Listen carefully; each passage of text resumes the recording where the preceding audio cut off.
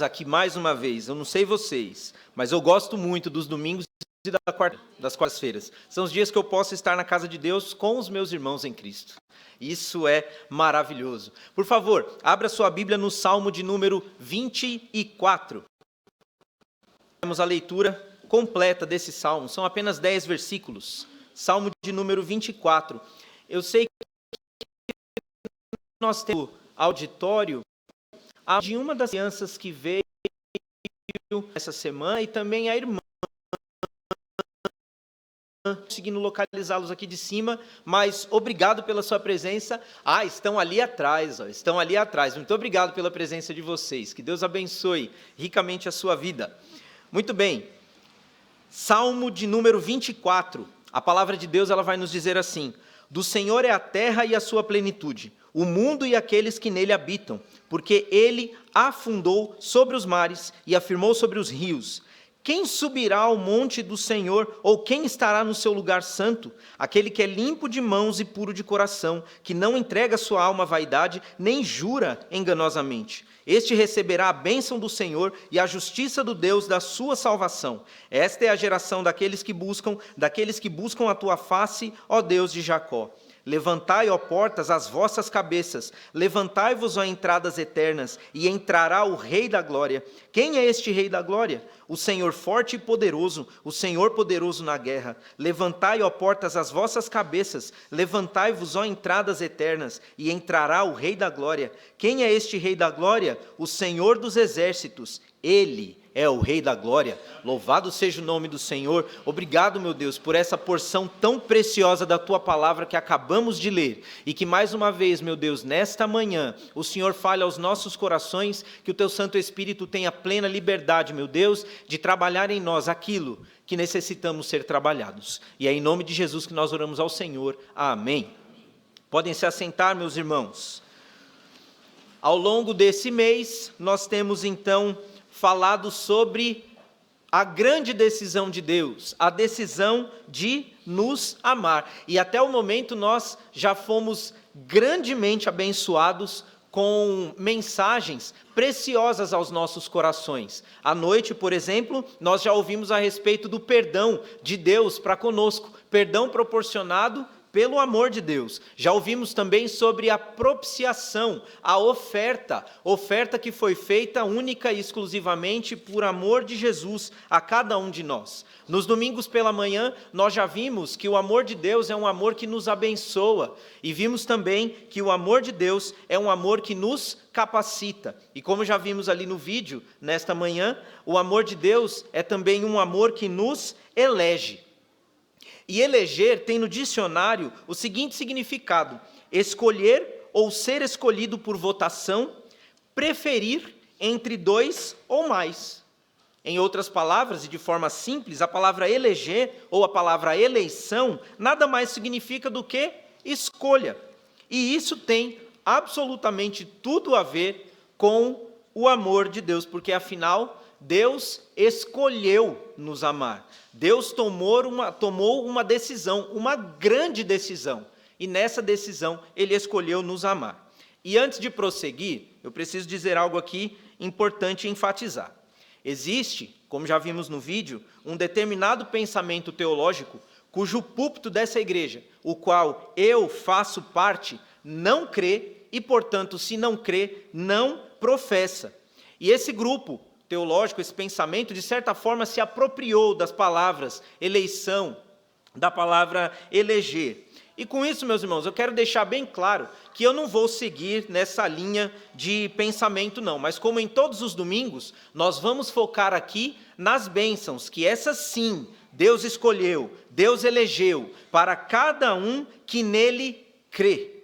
E nós já vimos aqui que o amor de Deus é um amor que abençoa, o amor de Deus é um amor que capacita, e hoje nós veremos também quão grande bênção é o fato de Deus ter nos escolhido, de Deus ter nos elegido, e também o fato de Deus ter escolhido nos amar. Quando falamos de eleger alguém, fatalmente, nós pensamos em uma responsabilidade. Afinal, alguém é eleito possivelmente para ser colocada em uma determinada posição, para receber sobre si uma determinada responsabilidade.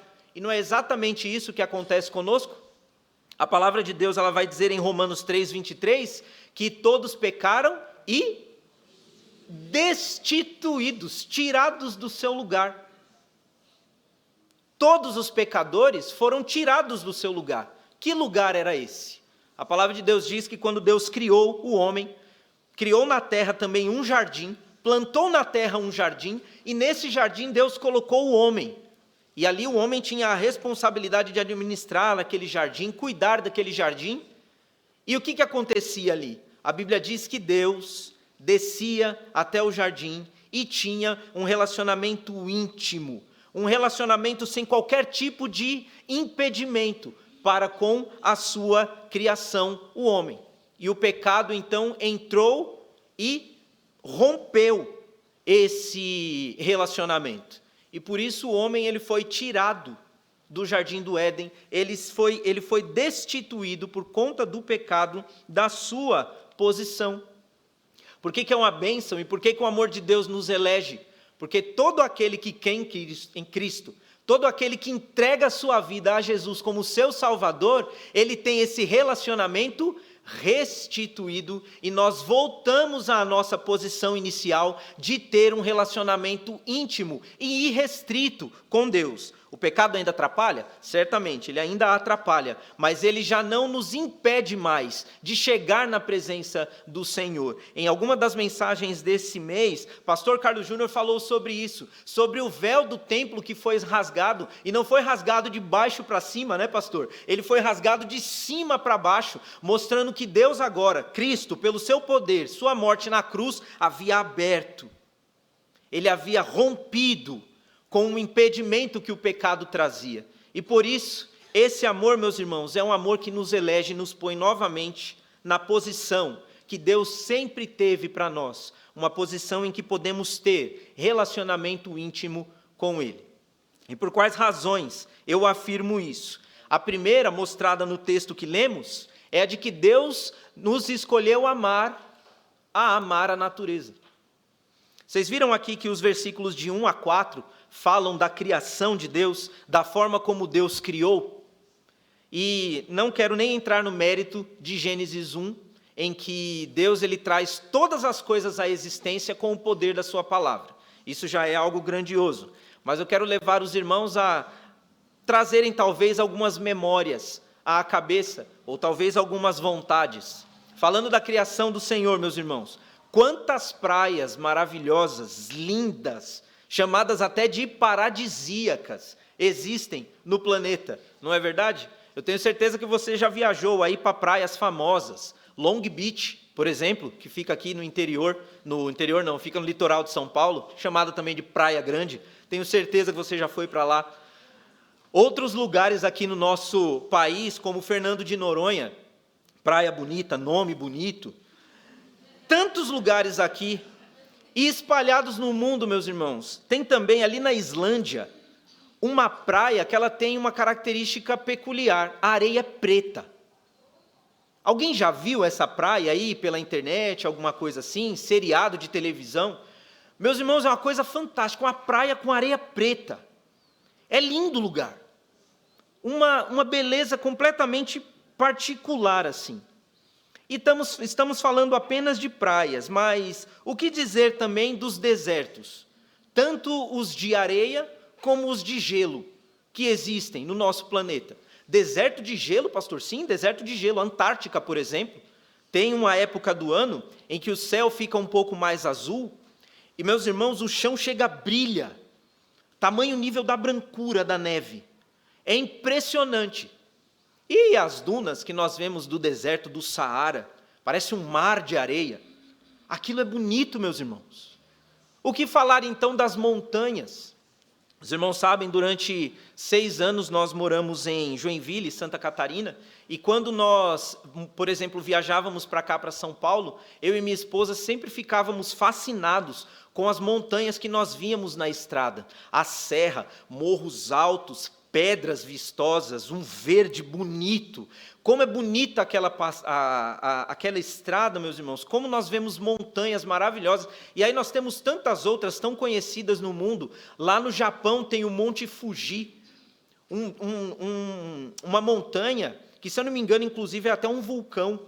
O topo dela todo coberto de gelo durante o ano todo, coisa mais linda quando você olha a cidade ali, que eu acho que é Tóquio, e você tem aquela montanha ao fundo, como aquilo é bonito, e tantas outras paisagens maravilhosas que existem no planeta.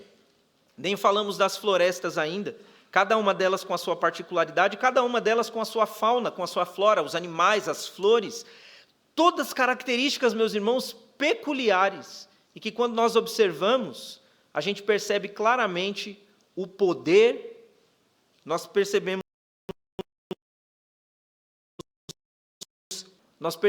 o esmero, o capricho de Deus, o toque divino e perfeito de Deus na criação. É tudo lindo, maravilhoso e fantástico.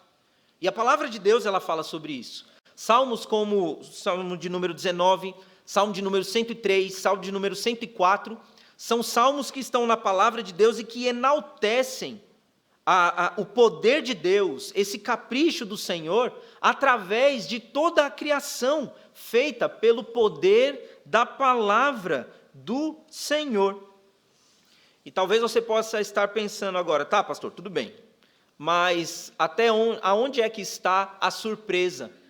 Ou aonde o senhor quer chegar quando diz que Deus elegeu, Ele escolheu amar a nós e não a natureza? É muito simples. Um detalhe, meus irmãos, pequeno, mas importantíssimo, completamente significante, que nos mostra que Deus escolheu nos amar e essa é uma posição importante com a qual Ele nos enxerga. Nós vemos que a natureza nunca pecou contra Deus. Muito pelo contrário, a natureza ela sofre, ela geme por causa da entrada do pecado no mundo. E Romanos capítulo 5, versículo 12 vai dizer que por causa de um homem entrou o pecado no mundo. A natureza não pecou, o homem pecou. E quando nós olhamos dentro do texto, nós sabemos que Deus, Ele ama toda a sua criação, mas nós sabemos também que quando Deus terminou de criar todas as coisas, a Bíblia diz que viu Deus que tudo era bom, se referindo à criação. E quando se refere ao homem, João 3,16, Deus diz que Deus amou o mundo. E esse mundo se refere a nós, seres humanos. O amor de Deus, meus irmãos, é um amor que nos elege, porque nos coloca numa posição maior do que a da natureza perfeita e maravilhosa que nós vemos aí fora. E ainda assim, Deus escolheu a cada um de nós. Tá bom, pastor, onde é que está a grande surpresa disso? Aí eu me lembro das palavras do nosso mestre, em Mateus capítulo 6, versículo de 25 a 34. Quando ele conversando com as pessoas, os discípulos à sua volta, alguns ali preocupados com o que eles haviam de comer, com o que eles haviam de vestir, Jesus traz tranquilidade ao coração de cada um deles. Quando ele diz assim, vejam as aves, elas não plantam, elas não colhem, mas ainda assim nunca lhes falta o que comer. Se Deus cuida assim das aves, Ele não cuidará de vós, que tem muito mais valor. Você tem o seu valor diante de Deus. Tem sido falado largamente, expressamente aqui ao longo desse mês. Deus te ama. Jesus te ama. Jesus te ama tanto que Ele escolheu entregar a vida dele por amor a você. Jesus, Ele considerou você mais importante do que toda a criação, e por isso Ele decidiu morrer, para que um dia você, também morrendo, pudesse ter vida nele, e vida em abundância, vida eterna. O amor de Deus é um amor que nos coloca numa posição muito privilegiada, porque a palavra de Deus diz que para Jesus não houve por usurpação continuar, ser como Deus. Mas para Jesus era mais importante que você e eu pudéssemos novamente ter o relacionamento legítimo, sem interrupções com Ele. Eu gostaria que você parasse para pensar um pouco a respeito desse amor nessa manhã. Porque se Jesus morreu para que você e eu pudéssemos ter vida, esse amor precisa ser também valorizado. Esse amor precisa ser também priorizado. Porque isso é uma bênção gigantesca que Deus concede a cada um de nós. Porque, meus irmãos, por conta do pecado, nós perdemos todo o valor. Por conta do pecado, nós perdemos todo o valor. Mas Deus escolheu, Deus elegeu a sua criação, ser humano, para estar novamente com Ele. E Deus fez tudo o que era necessário para que pudéssemos estar com Ele novamente. E já falamos sobre isso. Jesus morreu, Jesus se entregou. Eu sei que existe uma música muito humanista, inclusive, que a todo instante ela vai falando, você tem valor, o Espírito Santo se move em você, você tem valor, e essa coisa toda. Aquilo ali é um humanismo puro. Aquilo ali não é louvor a Deus. Coloca o homem no centro da coisa. Louvor a Deus, se é louvor a Deus, quem tem que estar no centro? Deus, e não o homem. Mas a realidade, meus irmãos, é que nós, sem termos valor, Deus viu em nós valor e se entregou. E se entregou. Não merecíamos, mas ainda assim, Deus, Ele nos escolheu. Se Jesus fez essa escolha, isso, como eu disse, traz responsabilidades. Uma segunda coisa que eu gostaria de destacar nessa manhã é que Deus escolheu ou elegeu a santidade para estar com Ele. Nós sabemos que Deus é santo. Qual é a ordem dele na palavra? Lá em Levítico, capítulo 11, versículo de número 44. Sede santos, porque eu sou santo. Portanto, se Deus é santo, dele provém santidade. Simples assim, matemática bem fácil. Nós, seres humanos, podemos desfrutar do privilégio maravilhoso de subir no monte, de permanecer em seu santo lugar. É o que nos foi dito aqui no versículo de número 3. E subir no monte, ou permanecer nesse santo lugar, nada mais significa do que poder chegar na presença de Deus. Lembram-se do véu rompido? Os impedimentos, então, foram tirados e nós agora temos livre acesso ao trono de Deus. Trono que jorra graça, que jorra misericórdia, que jorra, em outras palavras, tudo o que é necessário para que nós, então, tenhamos uma vida digna na presença do Senhor. Você já parou para pensar como é bom saber que pode entrar sem qualquer tipo de impedimento diante do Rei dos Reis, do Senhor dos Senhores, do soberano de todos os soberanos, o Senhor nosso Deus? E você pode entrar diante desse trono e você pode clamar, você pode abrir o seu coração pedindo ajuda, pedindo justiça, pedindo proteção, pedindo auxílio, podendo compartilhar bênçãos. Tudo isso, meus irmãos, nos está disposto, tudo isso nos foi dado por amor. Só que isso implica também em responsabilidades. Porque uma pessoa, quando ela é escolhida, quando ela é colocada em uma determinada posição, naturalmente ela vai ter responsabilidades. E isso acontece também conosco, em nossa vida cristã. Nós também, meus irmãos, precisamos fazer uma eleição, ou seja, uma escolha. Nós precisamos escolher Deus como a prioridade das nossas vidas. Nós precisamos colocar Jesus como a pessoa mais importante em nossas vidas. Ele já nos elegeu, Ele nos escolheu, Ele nos colocou numa posição privilegiada, muito privilegiada. Nós já falamos sobre isso aqui, acho que na primeira mensagem no domingo de manhã, sobre o amor que nos abençoa. Só o crente tem de Deus bênçãos espirituais. Quem não é cristão, não tem. Isso já nos coloca num patamar acima. E não digo isso para a nossa vanglória, digo isso simplesmente para enfatizar o amor de Deus por nós, porque como qualquer pecador que existe no mundo, volto a dizer, não merecemos, mas ainda assim Deus nos dá. E é por isso que nós temos a responsabilidade de colocar o Senhor, de fazer Deus a nossa maior prioridade. O versículo de número 4, ele vai dizer quem pode chegar à presença do Senhor. Aquele que é limpo de mãos, por exemplo. Limpo de mãos significa fazer o que é correto. Limpo de mãos significa, em suas atitudes, fazer aquilo que é certo. Ele também vai falar sobre o que é puro de coração. E aqui é onde a palavra de Deus maravilhosa sempre vai além. Porque não adianta simplesmente fazer as coisas corretamente, mas em nosso coração nós precisamos ter o desejo e a intenção de fazer o que é correto.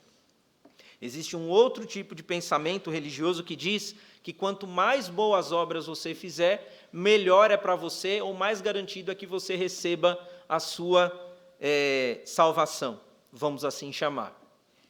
Você percebe como não existe altruísmo nisso? Porque se a boa ação não trouxesse nada de bom para si próprio, não haveria interesse em se fazer. Se faz a boa ação porque vai ter algo em troca. O que a palavra de Deus está nos incentivando aqui a fazer é em nosso coração termos essa intenção de servir, de fazer o que é certo. Isso como resultado do amor de Deus por nós. Temos falado aqui, nós o amamos porque Ele nos amou primeiro. As intenções, irmãos, do nosso coração devem ser em resposta ao amor de Deus por nós. E por isso a nossa responsabilidade de andar de forma como Deus espera. E eu sei, meus irmãos, não é fácil. Eu sei que não é fácil.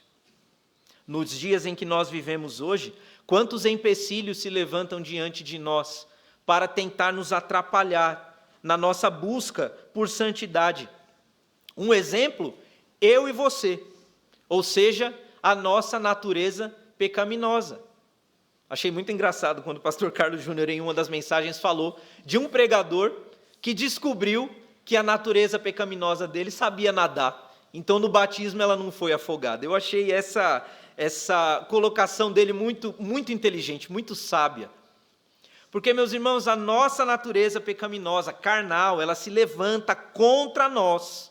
Não foi o próprio Senhor Jesus quem disse isso? O Espírito está pronto. O Espírito está disposto. O Espírito quer, mas a carne é fraca. E a carne atrapalha. E muitas vezes não é fácil para nós buscarmos essa santidade, essa santificação, buscarmos ser melhor diante do Senhor. Mas em nosso coração não pode jamais sair ou fugir a certeza que temos no versículo 5. Acompanhe comigo. Este, ou seja, aquele que é limpo de mãos e que puro de coração, este receberá a bênção do Senhor e a justiça do Deus da sua salvação. Que beleza, meus irmãos, saber que mesmo diante das dificuldades, das lutas, Deus, Ele é fiel. E quando nós colocamos Deus como prioridade em nossas vidas, Ele nos dá toda a capacidade que necessitamos para permanecer firmes na nossa caminhada cristã. Mas para que isso aconteça, nós precisamos fazer da forma como Deus deseja que seja feita.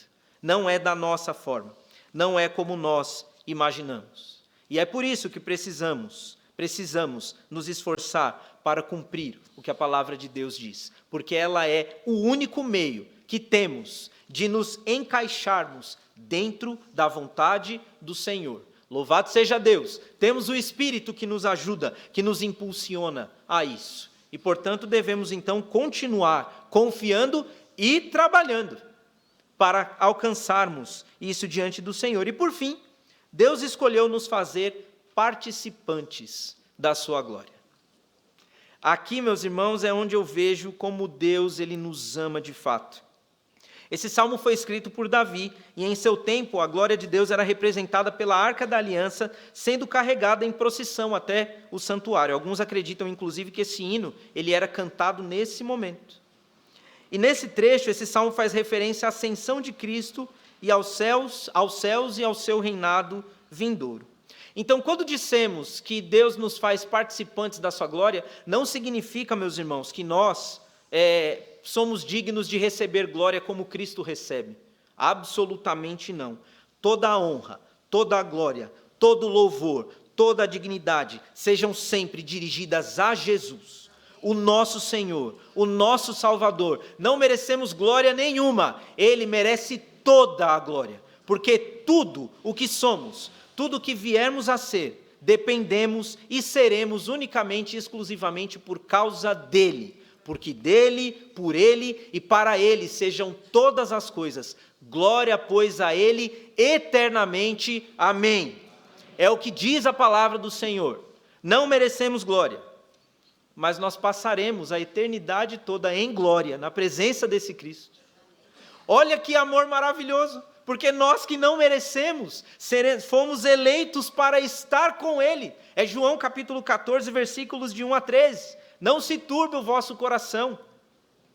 Credes em Deus, crede também em mim. Na casa de meu Pai há muitas moradas. Se não fosse assim, eu vou-lo teria dito. Vou preparar-vos lugar, para que onde quer que eu esteja, estejais vós também. Merecemos o céu? Não. Somos pecadores, mas estaremos nos céus? Graças ao sacrifício de Cristo, porque Ele nos coloca lá. 2 Timóteo, capítulo 2, versículo 12, a palavra de Deus diz: se sofrermos, também com Ele reinaremos. Que glória maravilhosa, porque nós, meus irmãos, não sabemos governar nem a nossa própria vida, mas Deus é tão bom e nos ama tanto, que nos elegeu para estar com Ele no seu reino, e nós reinaremos com Ele. Seremos participantes da glória de Jesus. Meus irmãos, Deus escolheu você para ser uma bênção, como o vídeo que nós vimos ali. E essa escolha Deus fez por amor. Vamos louvar, engrandecer mais a esse Deus maravilhoso, porque só Ele é digno de toda a honra, toda a glória e todo o louvor. Que Deus os abençoe. Pastor Carlos Júnior.